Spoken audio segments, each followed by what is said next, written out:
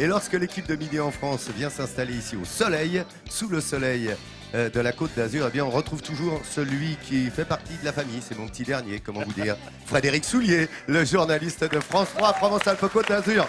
Merci Fred d'être avec nous. Merci Laurent et benvenue in tutti sulla Costiera d'Azur. Bienvenue à tous sur la Côte d'Azur. Voilà. C'est Vincent Oh, Ferniaud. Lou Frenou, tu es là. Lou Ferniaud, Ezaki, il est là, le Ferniaud. C'est pas ce qu'il prend.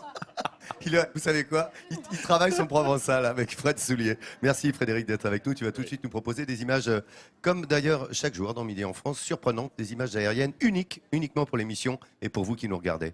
Et tout de suite, et oui, on va partir avec ces images filmées avec notre drone en plein centre du Vieux-Canet. Juste derrière le musée Bonnard se cache l'église Sainte-Philomène, une église à l'histoire catholique chaotique. Construite à la fin du 19e à l'initiative du curé du Canet, l'abbé Bovis, pour répondre à l'augmentation de population.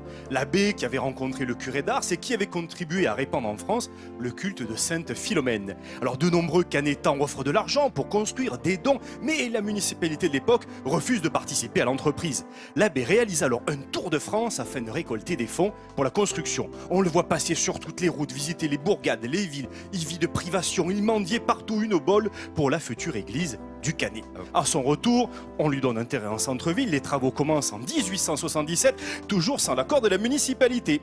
L'église est achevée avec difficulté, elle est consacrée en 1907 et baptisée église Sainte-Philomène.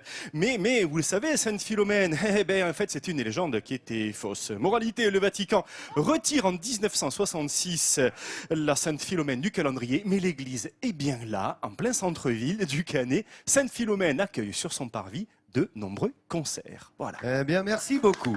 Vous avez vu que c'est complet hein, quand on a Frédéric Soulier.